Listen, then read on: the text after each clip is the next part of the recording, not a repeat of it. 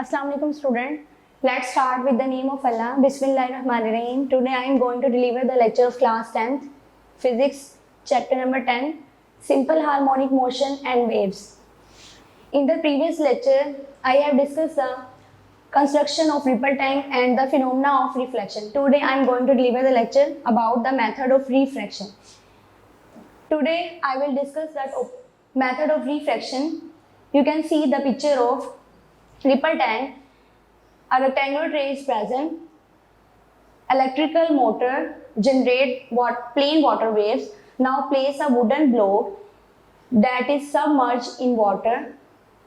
Below the wooden block, deep water is present. Above the wooden block, shallow water is present. At the point of deep water, particles are very close to each other, but at the shallow water, particles are very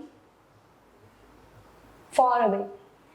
Now, water waves are hit to wooden block. It changes direction and the wavelength becomes short, but at deeper region,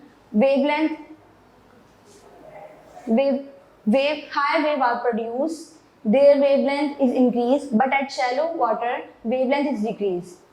After hitting it, direction of the wave is also changed. Short waves are produced.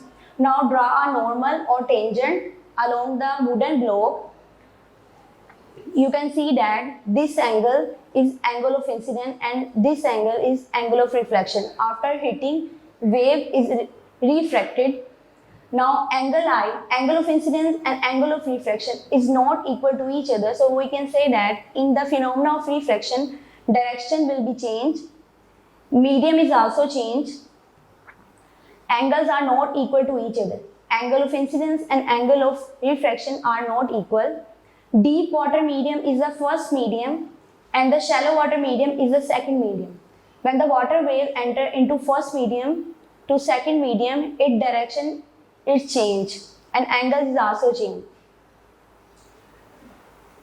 So, speed of the wave is also depend upon the depth of water.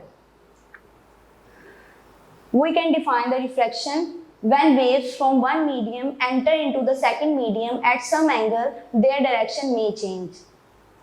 Now move toward the last topic of the ripple tank is diffraction. You can see that in the rectangular tray, place two obstacles in water.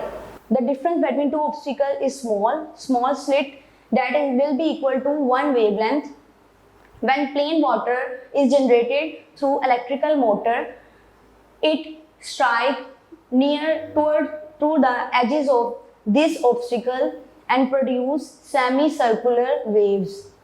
But in contrast, when the gap is larger, this larger slit, plain water is generated through electrical motor.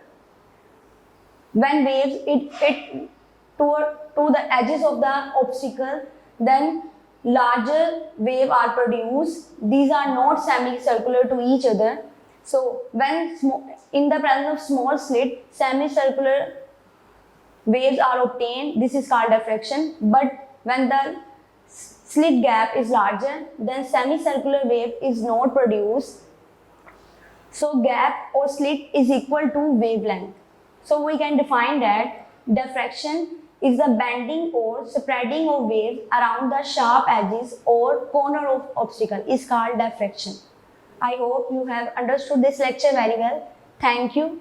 Allah Hafiz. See you next time.